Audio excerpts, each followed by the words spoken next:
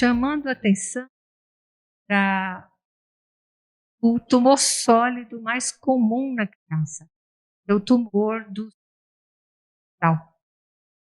Nós convidamos a doutora Flávia Delgado, que é responsável pelo setor de neuro-oncologia aqui do serviço, para nos falar sobre os tumores do sistema nervoso central, da infância e da adolescência, as últimas evoluções, né? Como estamos nos organizando e como estamos evoluindo com os novos conhecimentos. A doutora Flávia é neuro-oncologista, mas é uma oncologista de formação. Ela fez residência no GRAAC Unifesp, em São Paulo, e atualmente também muito preocupada com a oncologia pediátrica nacional. Ela está como vice-presidente da Sociedade Brasileira de Oncologia Pediátrica. Então, eu passo a palavra para a doutora Flávia e vamos, então, ter a palestra sobre tumor cerebral.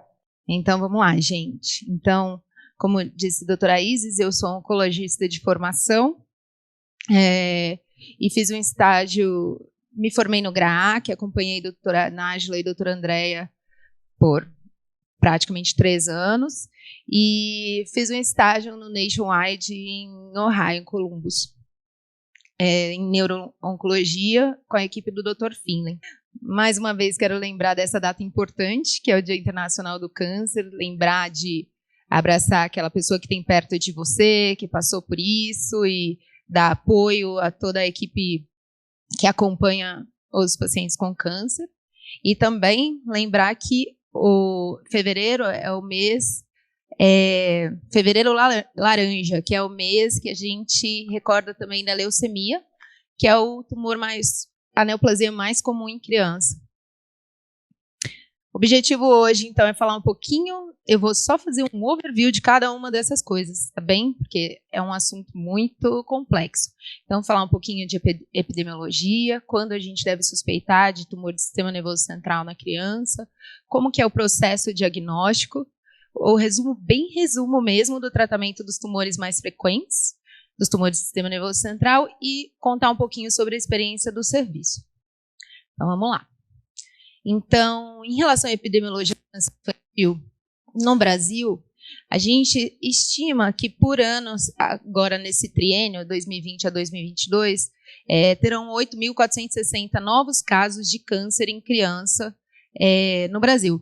Isso representa só 3% de todos os casos de câncer novos no Brasil.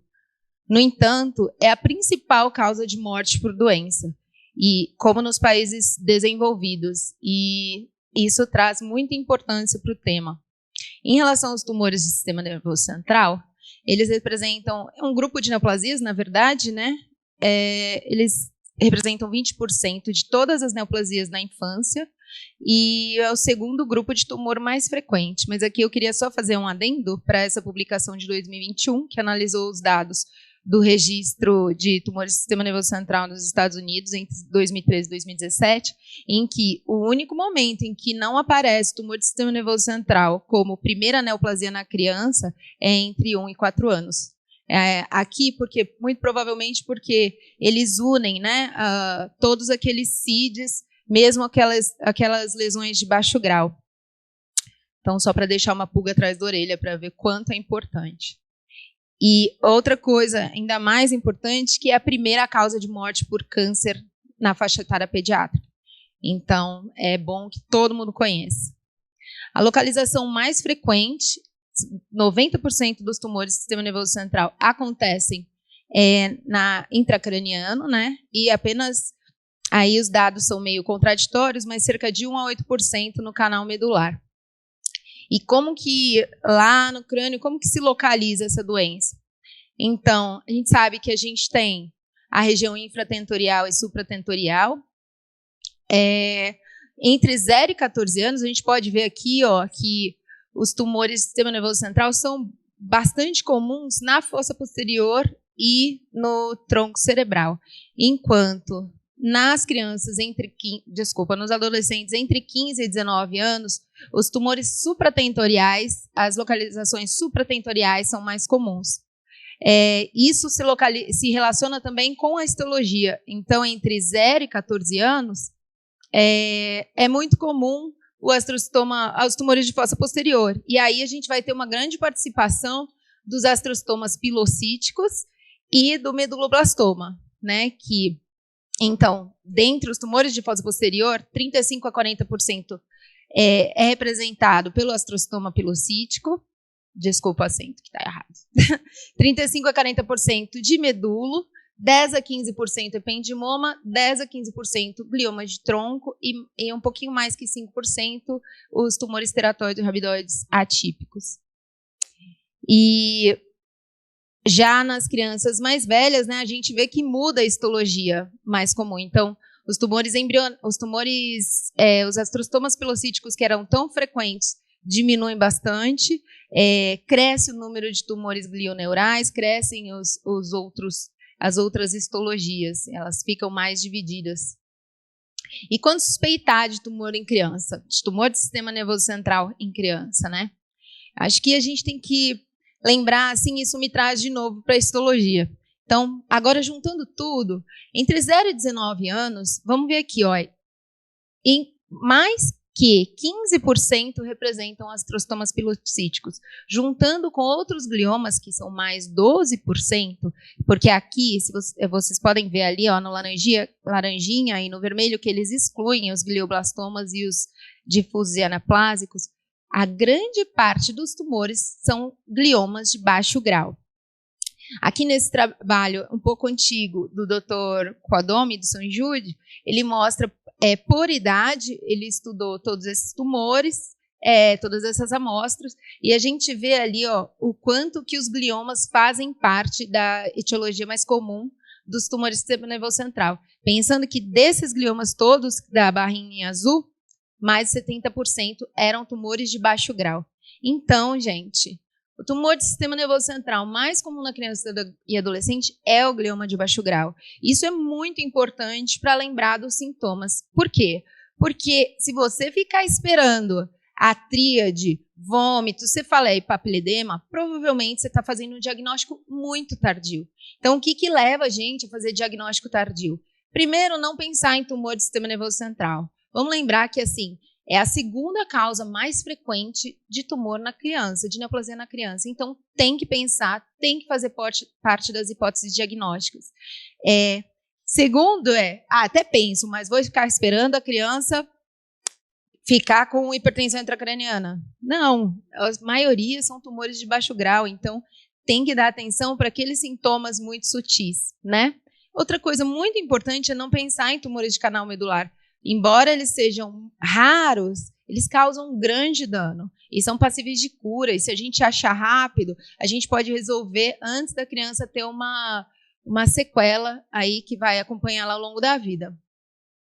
Então, o que você não tem que fazer, né?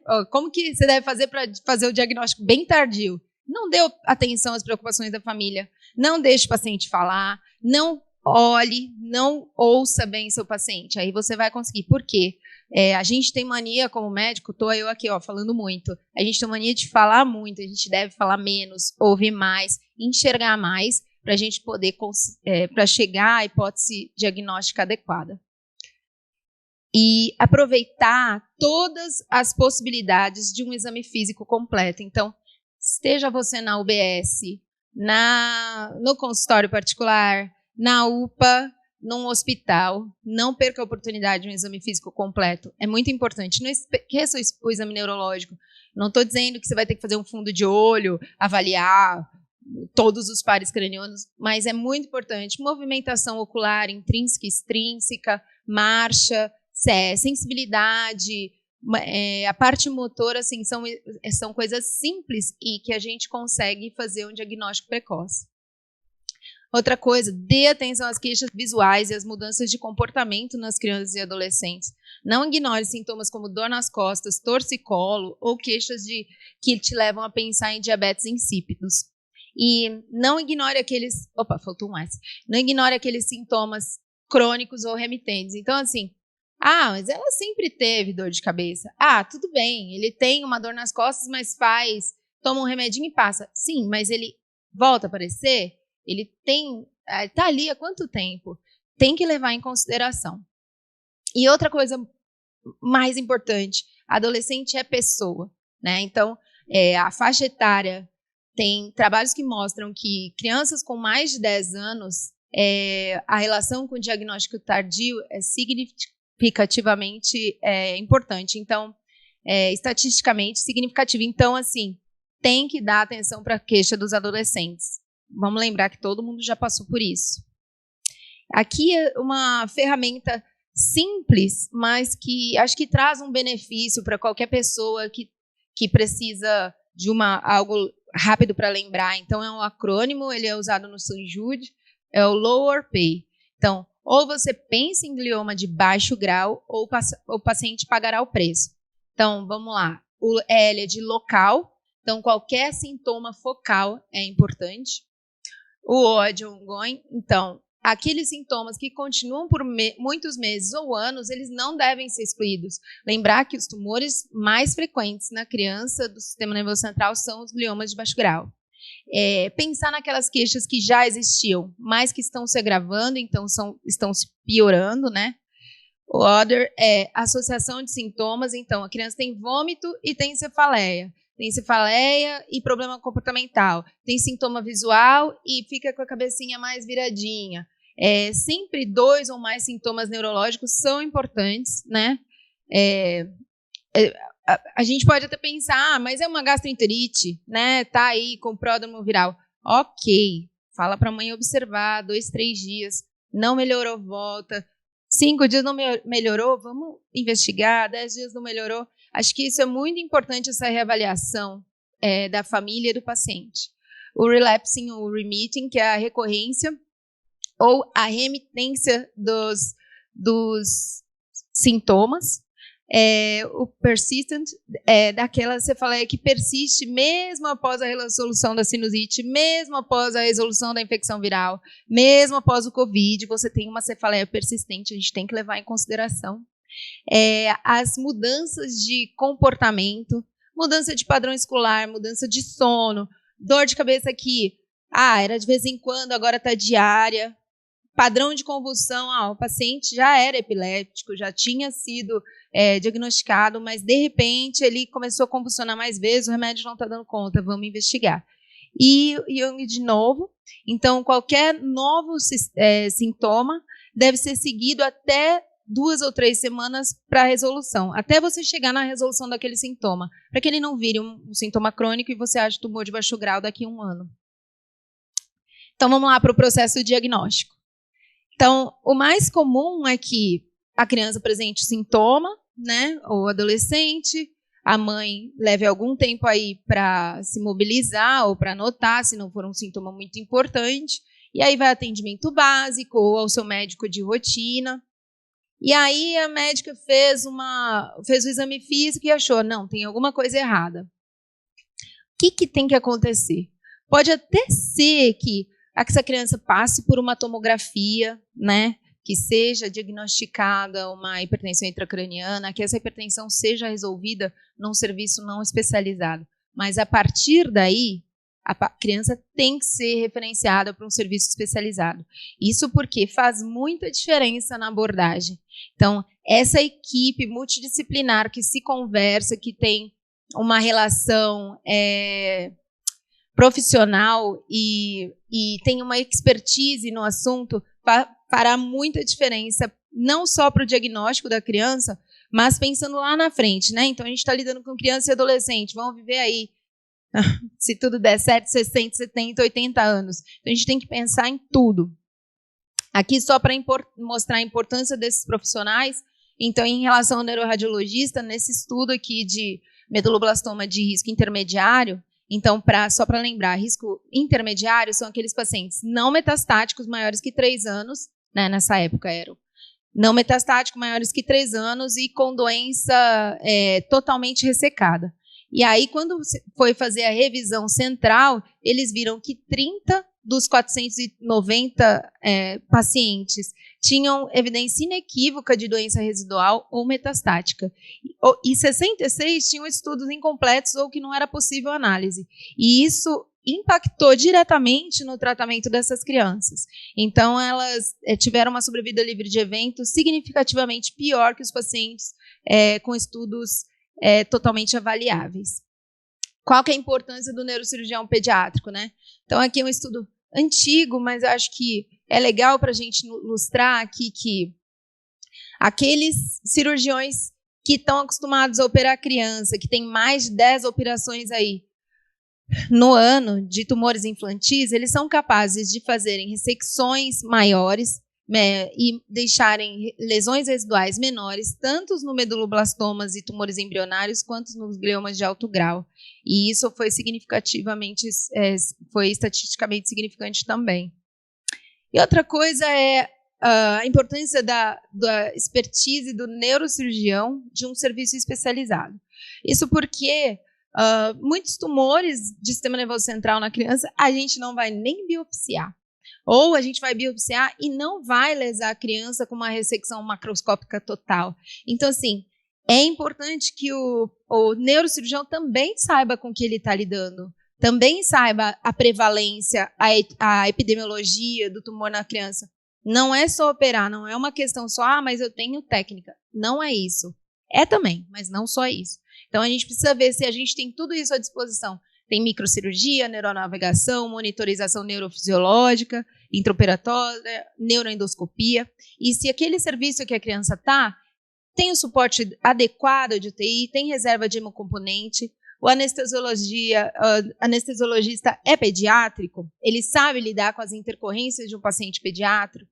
Eu acho que sempre é importante lembrar que crianças e adolescentes não são adultos pequenos, eles têm necessidades diferentes e eles têm tudo diferente, né? E outra coisa são os endocrinologistas, muito necessários nesses pós-operatórios por distúrbios de sódio, enfim. Há uma enfermagem habilitada para lidar com esses pacientes e todo cuidado multidisciplinar, né? Então, físio, fono, etc. Aqui, para falar da importância do neuropatologista, então aqui nesse trabalho CCG 945, que estudava só tumores de alto grau, quando eles foram fazer uma revisão centralizada dos 172 amostras, eles viram que, na verdade, 51 pacientes receberam um diagnóstico diferente do revisor com expertise do que no seu centro, né? Então, são pacientes que provavelmente eram tumores de baixo grau e foram tratados como tumores de alto grau, que impacta na vida da criança, nas sequelas que a gente vai deixar, na toxicidade do tratamento, tudo isso. E aqui é o pior cenário. O que pode acontecer de pior? O paciente faz biópsia e fica esperando a ressonância por aí, meses e meses a fio, ou é atendido no atendimento básico, faz uma tomo, a médica vê alguma coisa estranha, pede uma ressonância, a criança não é encaminhada, a gente não precisa de ressonância, a gente precisa que a criança chegue até a gente. A gente se vira aqui com os exames mais complexos, mas assim, é responsabilidade do médico encaminhar e dizer a importância de chegar até o serviço especializado para a mãe, se não for um caso de internação, né? E aqui, quando chegam esses pacientes já, que tudo aconteceu de uma maneira que não devia ter ocorrido, o que a gente vai fazer é juntar os caquinhos, né? Fazer o melhor possível, mas fica bem mais difícil. Então, esse é o tratamento ideal.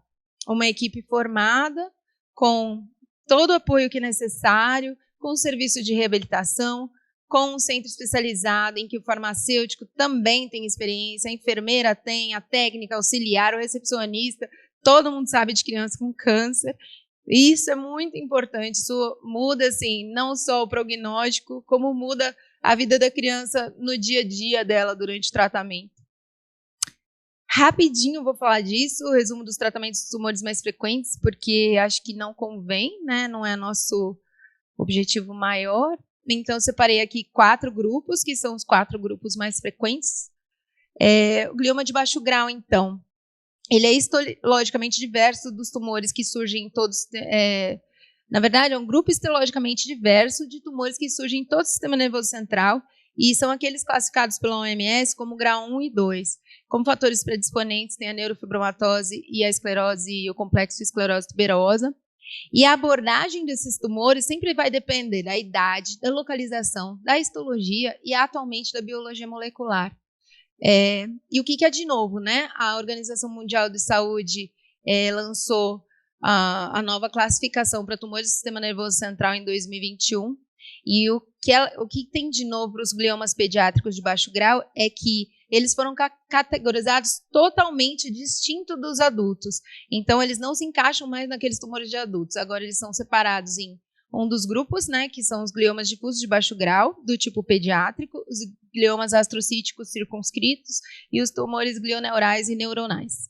E, além disso, ela ainda adicionou algumas entidades que só são definidas molecularmente. Então, aqui é só para dar um overview mesmo, onde está o pilocítico ali, né? Então, é um glioma astrocítico circunscrito. E ali no glioneural e neuronal tumor neuronal, tem um tanto de outras histologias e definições moleculares que eu acho que não convém falar aqui. E como vai ser o tratamento, né? A gente pode, desde observação, descobrir um tumor, é um tumor do sistema nervoso central e eu só vou olhar, e é isso mesmo, até terapias muito mais tóxicas, como a quimioterapia citotóxica, a radioterapia, que a gente separa exclusivamente para aquela doença progressiva e refratária, visto que os gliomas do sistema nervoso central de baixo grau hoje são vistos como doenças crônicas, então a gente não impõe uma terapia que vai trazer tantos danos para a criança, a não ser que a gente não tenha mais saída. E as terapias-alvos, né, que são a bola da vez. Então aqui, só para mostrar o quanto é complexo, né, então esse aqui, nesse artigo, é muito legal que ele atribui um sistema de pontos, então em relação à localização, à patologia, né, a histologia, aí alguns fatores moleculares e a idade que se apresenta, e se você deve ser mais conservadora na sua conduta ou se você deve ser mais agressivo. Isso porque cada um deles determinam prognósticos diferentes. E como que a gente trata de fato? Então, a gente, na maioria dos centros, e muitos centros também internacionais, a gente trata com carboplatina e vincristina aqueles que precisam ser tratados, ou vinblastina, porque tem um resultado pareado, né, igual, parecido. E para aqueles mais refratários, agora a gente tem aí os inibidores de tirosina quinase. Então, é muito importante a gente fazer essa pesquisa dos alvos terapêuticos, para que no futuro, se essa criança não responder, não deixar ela chegar numa condição, no status performance tão ruim, para fazer alguma coisa. O ideal é que você faça ao diagnóstico e depois você tem aquela cartinha na manga. Vamos lá. O glioma de alto grau agora, então, também são histologicamente idênticos ao de adulto, mas eles são totalmente diferentes molecularmente. Eles não são decorrentes de progressão de gliomas de baixo grau, como em adultos, né? Que, um 2, vai lá, vira um 4, um 3. Não. Isso acontece mais comumente nos tumores de baixo grau com o BRAF V600E, com exceção desses, aqueles que irradiam, talvez, mas a gente não vê acontecer, não é uma coisa comum. E a classificação atual da OMS também separa completamente os tumores de alto grau do adulto e da criança, e ainda divide esses tumores por localização e por histona do tipo selvagem ou mutante. Então, aqui só um overview rapidinho, né? Então, são os gliomas de linha média, difusos de linha média, com H3K27 mutante, os gliomas hemisféricos, os difusos hemisféricos, que é H3G34 mutante, aqueles gliomas de alto grau pediátricos difusos sem mutação da histona e sem IDH mutado também, e os gliomas hemisféricos do tipo infante, né, que são aqueles os pacientes pequenininhos que a gente sabe que tem um prognóstico melhor, lá que antes a gente classificava como GBMs. Então, aqui só para mostrar, bem rapidinho, alterações mais comuns. Então, as mutações de histona, a gente pode ver que tem prognóstico diferente dependendo da histona mutada. Ela se dá em idades diferentes, em localizações diferentes, e isso é relevante quando a gente vai fazer a programação de um paciente. E aí tem aquelas histonas não mutadas, aquelas histonas selvagens. E aí tem um grupo grande de pacientes que, no geral, tem um prognóstico um pouco melhor do que aqueles pacientes com histonas mutadas, né? E o mais importante de tudo, que eles têm alvos terapêuticos. Em alguns casos, a gente tem alvos acionáveis. Então, como que a gente trata, né, os gliomas de alto grau na infância e na adolescência? O tratamento padrão é a cirurgia, radioterapia com ou sem temozolomida, com ou sem lomustine, já que os resultados não são tão superiores. E para aqueles pacientes muito pequenininhos, menores que 3 anos, a gente ainda assim faz quimioterapia, embora não tenha tantas evidências de boa resposta. E exatamente por isso, aqui sim, é muito importante procurar alvo terapêutico, porque a gente sabe que essa criança vai progredir em algum momento. E que, por exemplo, um larotrectinib, nesse caso, muda a sobrevida da criança, muda a qualidade de vida da criança, muda tudo, né? Então, o prognóstico, no geral, é ruim, salvo raras exceções, como os infantes. O ideal é fazer a ressecção cirúrgica máxima, a radioterapia, mais ou menos a temozolomida, e para aqueles pequenininhos, a quimioterapia citotóxica. Não vou falar desses estudos aqui, não. E aí, procurar a terapia-alvo. Então, a gente tem terapias mais consolidadas, como dabrafenib e trametinib, que a gente tem até ainda estudos em aberto, mas que a gente sabe que funciona muito bem para aqueles BRAF V600 e mutados, né? E para aqueles pacientes com tumores de alto grau, por síndrome de predisposição genética, como a síndrome de deficiência do mismatch repair, parece que tem uma boa resposta com o nivolumab. Enfim, o larotrectinib para qualquer NTRK mutado em qualquer tumor, né? É isso, eu acho que é importante, a mensagem é: procure um alvo para que você possa lidar com isso no futuro. Falar rapidinho do ependimoma, então, é o terceiro comum, pensando em glioma de baixo grau, glioma, meduloblastoma, né? E o ependimoma é o terceiro tumor mais comum na criança, representa 6 a 12% dos tumores cerebrais pediátricos, pode surgir em qualquer lugar do neuroeixo, mas em crianças 70% surge na fossa posterior, e a OMS também mudou a classificação, né? Porque não dá para ser fácil. Então, agora a gente classifica em relação à localização. Então, para aqueles supratentoriais, a gente tem aqueles EFTA, fusão positiva, o IAP, que tem o melhor prognóstico, fusão positiva, e aqueles que não puderam ser classificados ou que não foi possível mesmo você tendo o exame. E aqueles infraterritoriais, lembrando que aqui, com exceção do NMIC amplificado, a gente consegue fazer por imunistoquímica com uma boa sensibilidade e especificidade. Então, os infraterritoriais, a gente tem os do grupo A, os do grupo B. O grupo B tem uma melhor sobrevida em relação do grupo A, né? E aqueles que a gente não consegue classificar. E os medulares, a gente tem o NMIC, que é um grupo novo, o mixopapilar, que passou de classificação de 1 para 2, nessa nova classificação do OMS, e aqueles que a gente não classifica. E como que a gente trata, né? É bem simples. Para maior que 1 ano, cirurgia e radioterapia no leito tumoral, ou crânio espinhal se for metastático. Para menor que 1 ano, cirurgia mais quimioterapia. A gente não tem muitas opções para o ependimoma, infelizmente. Ainda.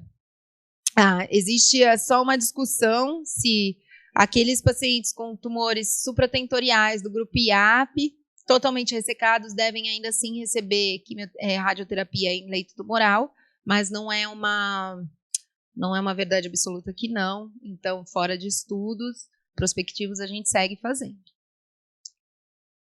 Aí, então, agora tá acabando, juro. O meduloblastoma, então, são os tumores de alto grau mais comum em pediatria. A idade média é cerca de 6 anos. Tem uma prevalência no sexo masculino. Cerca de 40% são metastáticos no momento diagnóstico. E o diagnóstico é muito importante. A imagem feita com qualidade de crânio e canal antes da criança operar, né? A citologia licórica e a análise molecular histopatológica e molecular. Atualmente, a análise molecular, ela não só define prognóstico, como ela modifica a terapia.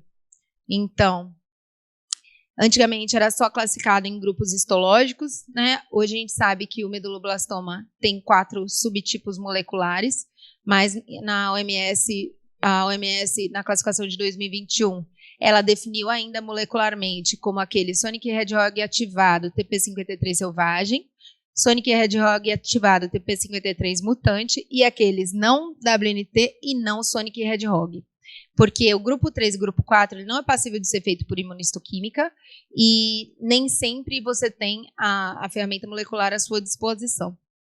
E aqueles que não puderam ser definidos molecularmente, então eles são definidos histologicamente, ou fatores clínicos, epidemiológicos, né? Então a gente vê que a localização é diferente, a idade de incidência é diferente, a histologia é diferente, tudo diferente, a quantidade de metástase, tudo é diferente. Então por isso que a gente tem que conhecer. E hoje a gente sabe que cada um desses grupos se dividiu e está cada vez mais específico, né? Se a gente pudesse fazer a metilação para todos esses tumores, a gente ia conseguir definir o prognóstico desses pacientes de uma maneira muito melhor. Então, para crianças maiores que 3 anos, o tratamento é cirurgia e radioterapia, com dose a depender do status metástase ou não. Para aqueles pacientes grupo 3 metastático, a gente usa carboplatina diária, junto com a radioterapia. A quimioterapia de manutenção é praticamente parecida para todos eles, né? A diferença de um centro ou outro, mas as drogas são sempre as mesmas, o número de ciclos talvez seja um pouco diferente. E para aqueles menores que 3 anos, a gente usa o Head Start ou HIT, porque a gente não tem como irradiar uma criança crânio e canal, se ela é menor que 3 anos, né? Eu escrevi errado ali, criança menor que 3 anos. E agora vamos falar da experiência de serviço. Tá acabando. Juro, doutor. Então, como começou o grupo de neuro-oncologia aqui no HCB? Foi uma iniciativa da doutora Flávia Vattusi. Ela é doutoranda agora do Departamento de Neuro-Oncologia do Hospital Universitário de Münster, na Alemanha. Ela está lá. Ela iniciou esse grupo no dia 26 de janeiro de 2018 e ele é um grupo interdisciplinar formado por 2 neuro-oncologistas, né, eu e ela, 4 neurocirurgiões, 2 neuroradiologistas, uma neurologista, 2 radioterapeutas, uma endócrino, uma patologista e uma geneticista. E a gente conta com equipe multidisciplinar, né, então a fono, a física, dentista, psicólogo, além de toda a equipe do hospital.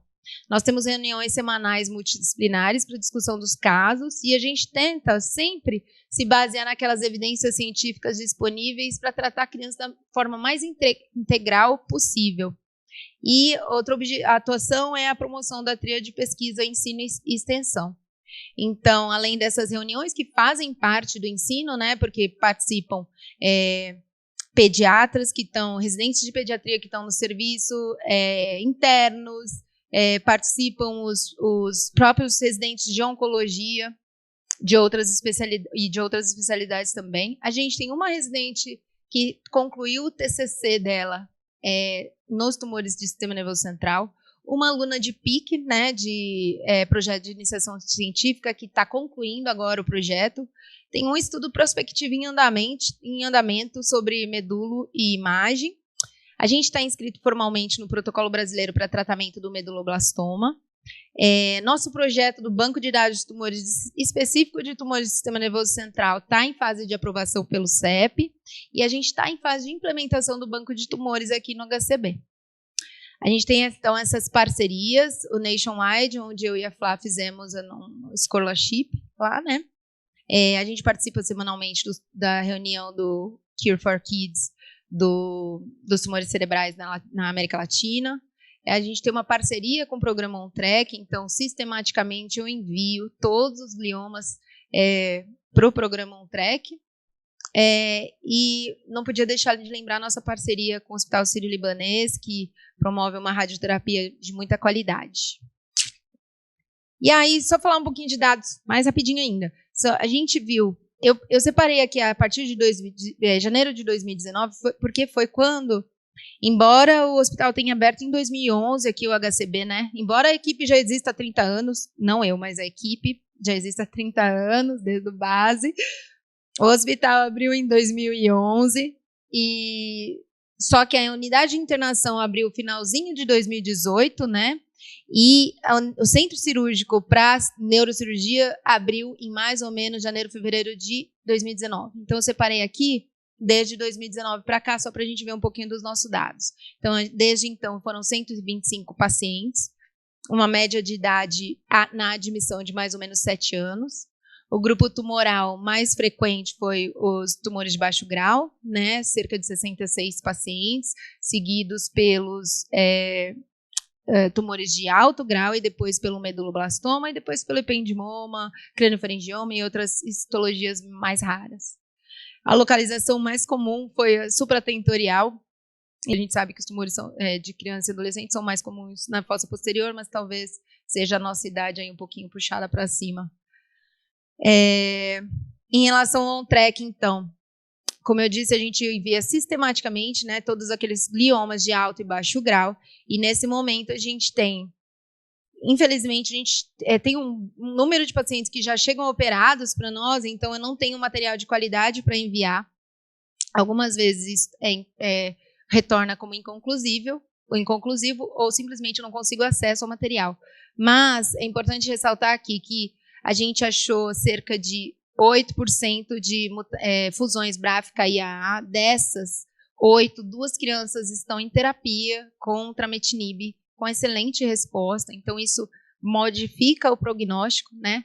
Uma criança com xantoastrostoma pleomórfico com NTRK positivo, com a fusão NTRK, que é potencialmente acionável, né? Mas ela não precisou ainda, porque ela ressecou totalmente. Se Deus quiser, não vai precisar, mas é bom saber. Uma outra com uma variante de significado incerto, entre outras menores, como uma fusão ALK num glioma de infante, de pequenininho, que é a que eu me lembro agora que é a mais importante. E uma FGFR, que também a criança está em terapia e está indo muito bem, num tumor de alto grau.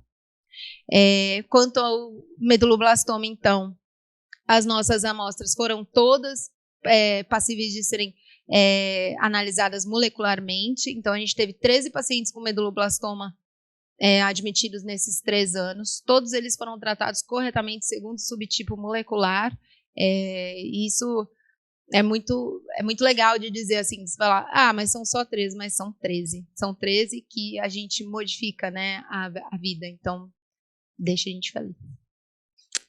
E aqui o subgrupo de ependimomas, que a gente pode classificar pela imunohistoquímica, então a maior incidência é do grupo A, depois seguida pelo grupo B, né, de fossa posterior, porque o ependimoma é mais comum na fossa posterior, e para aqueles supratentoriais, a gente teve 3 casos de ZFTA, né, do antigo RELA, e 1 caso de AP.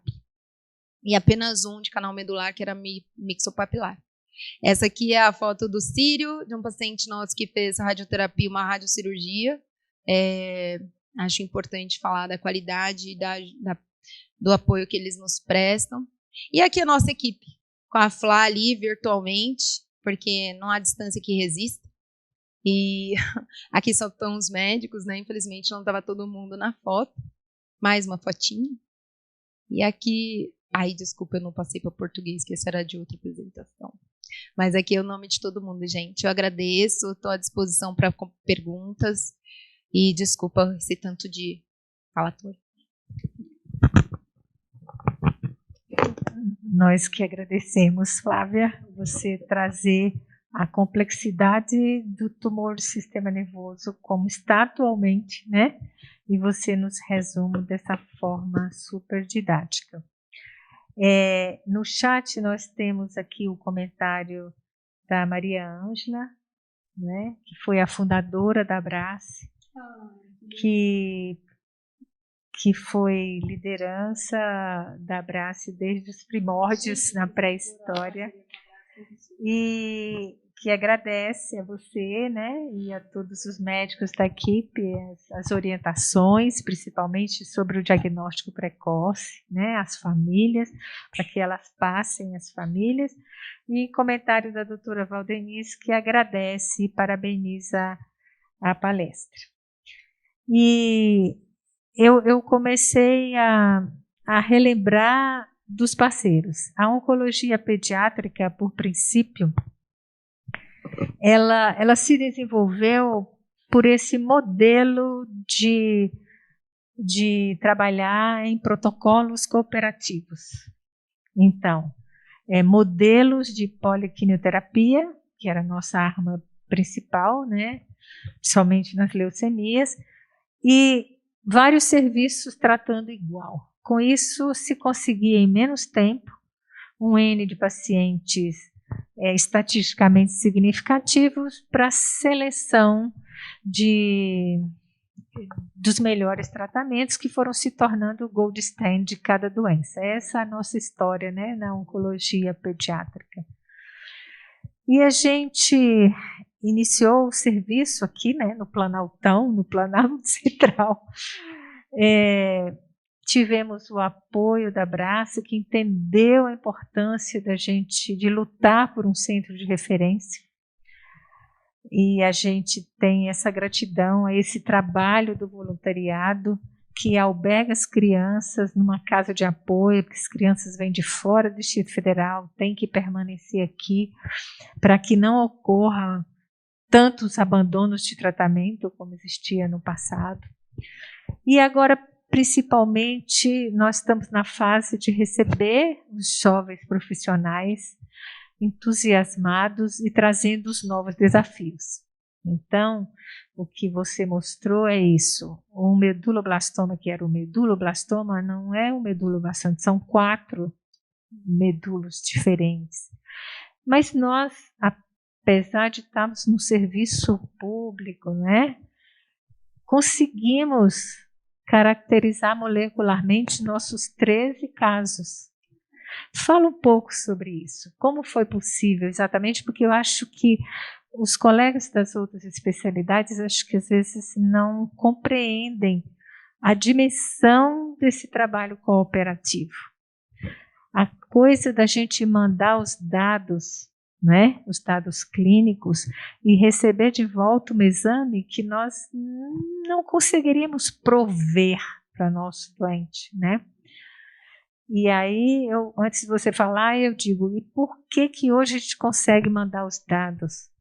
Porque hoje a gente está no Hospital da Criança, onde a tríade, assistência, ensino e pesquisa andam de mão dadas, e nós temos uma equipe de um núcleo de apoio ao pesquisador que nos ajuda com esse encaminhamento de dados, nos ajuda com o encaminhamento das amostras.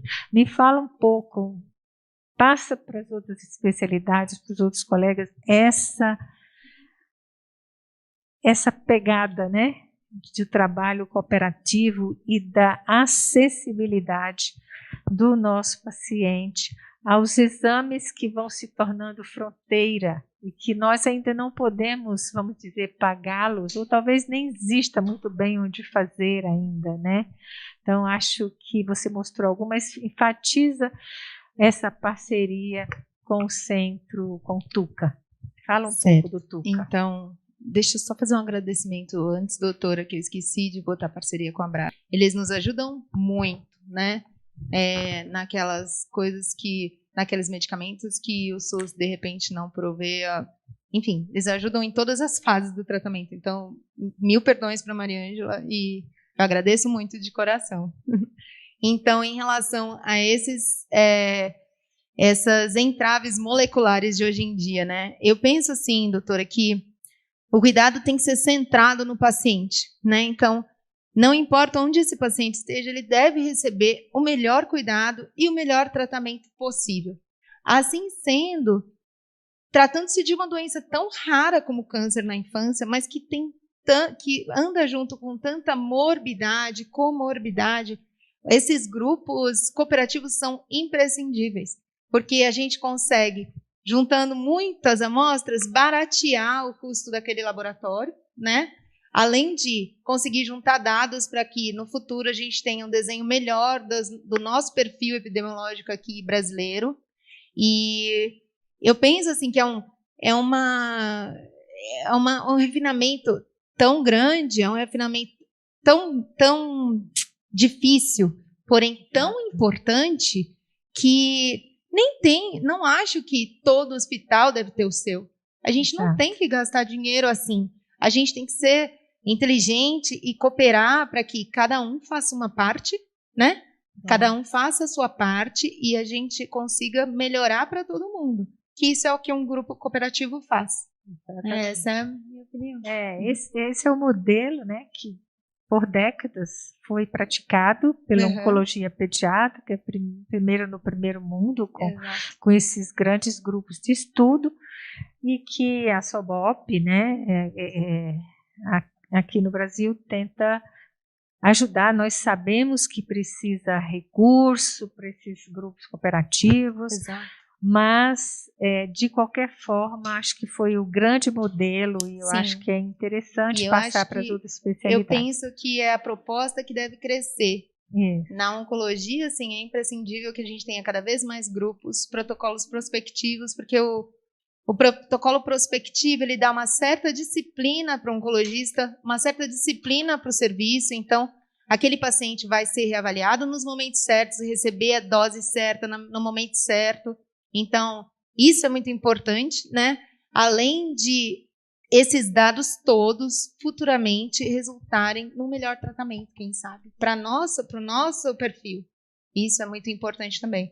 E eu sugiro que nas outras especialidades se façam também grupos cooperativos, porque a gente tem doenças raras da especialidade da nefro, da gastro. A gente, aqui num hospital quaternário como o HCB, a gente vê doenças tão raras, né, nas outras especialidades, e isso seria possível dentro de protocolos cooperativos de ajuda mútua, né, alcançar um melhor tratamento para essas crianças.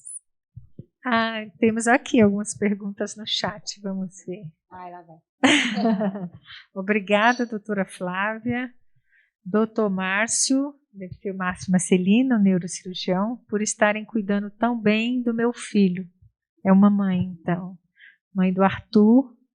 Agradeço imensamente ao Hospital da Criança por todo o amor e carinho com seus pacientes. Muito obrigada. A Cristiane Salviano, nosso gerente de pesquisa, ele parabeniza também pela palestra. Toda a equipe DIREP, né?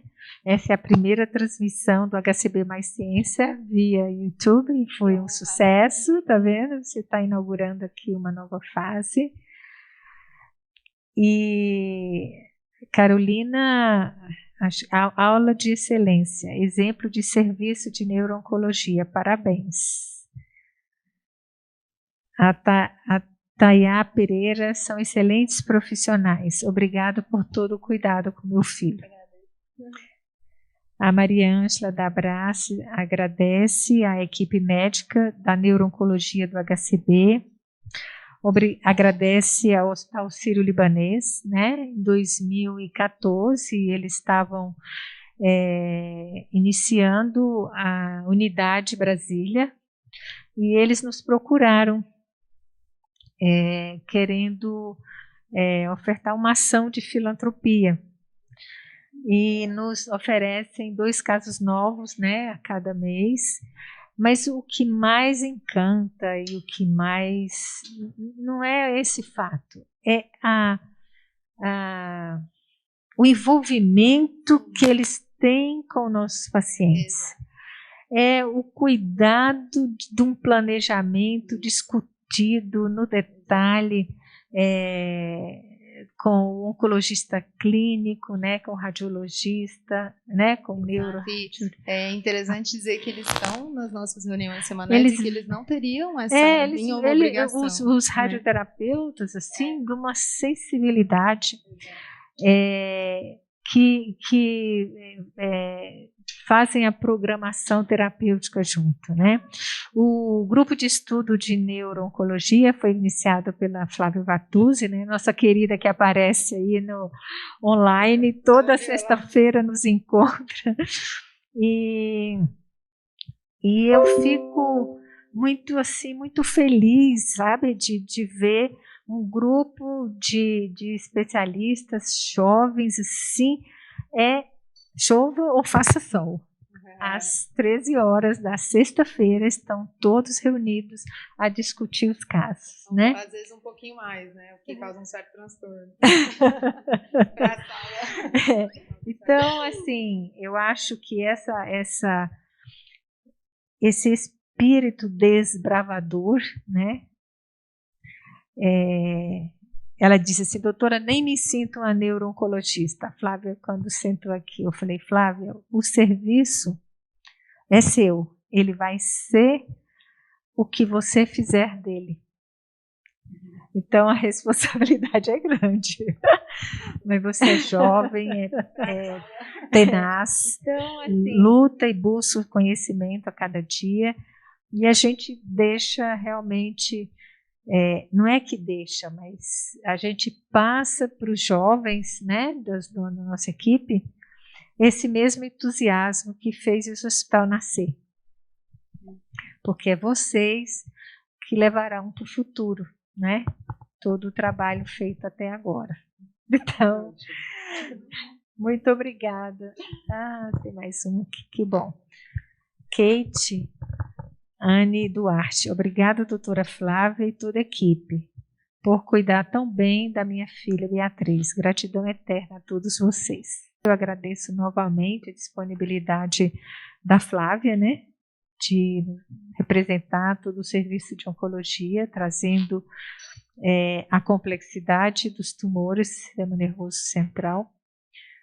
E agradeço a todos pela presença. E agradeço a espetacular equipe da Diretoria de Ensino e Pesquisa, que estão sempre do nosso lado, nos ajudando, porque a nossa vida é intensa no trato com as crianças. Se não fosse vocês do nosso lado a compilar os dados, a mandar para a central dos protocolos, né, provavelmente nós não conseguiríamos chegar onde chegamos. Então, meu eterno agradecimento a todos vocês. Obrigada, doutora, então. Eu que agradeço a senhora pela confiança. E agradeço pelo todo o trabalho prévio, que acredito que foi muito mais duro para vocês do que está sendo para mim. Vamos em frente. E a cada dia... E assim, você falou, ia pedir, eu tinha para você falar da experiência das 3 crianças que estão usando terapia-alvo, né? Sim. Sim. Então, são 3 crianças usando trametinib. Uma delas teve uma resposta bastante boa, porém, por um período limitado, mais ou menos 1 ano, e foi a melhor resposta que eu vi em todos esses anos de segmento dela, que a gente já acompanha. Ela está aqui no serviço há cerca de 5 anos, e ela respondeu como nunca durante 1 ano, até recuperando a visão, porém em algum momento aí a droga deixou de funcionar. Uma outra paciente teve uma resposta com uma lesão de medula, ela teve uma resposta total contra a trametinib. É uma coisa impressionante, porque a gente não vê isso, né? Com a própria quimioterapia, né? Sem cirurgia. Para vocês entenderem, nós estamos passando a transição da quimioterapia de destruição de todas as células, né, as malignas, para a terapia-alvo. E assim, a qualidade de vida dessas crianças é impressionante. São crianças que vão à piscina, fazem fisioterapia, têm uma vida escolar muito próxima do normal, né? Nesse momento, eu quero fazer um agradecimento especial à gestão do hospital, né, que nos proporcionou dar acesso a esse tipo de terapia, né, a essas 3 crianças. Exato, e essas outras 2 têm tido respostas muito boas, e vamos aguardar que vamos continuar gastando muito dinheiro. Temos que ir nas fronteiras, né, temos que ousar as fronteiras, e a gente está vendo resultados. Muito refratários da terapia, e que realmente o tratamento estava bem indicado, era a possibilidade de vida. Exato. Então, acho que é uma honra poder fazer isso, né, num Brasil tão limitado de recursos. É isso, gente. Então, muito obrigada a todos, né? E obrigada pela presença. Eu que agradeço, gente, muito.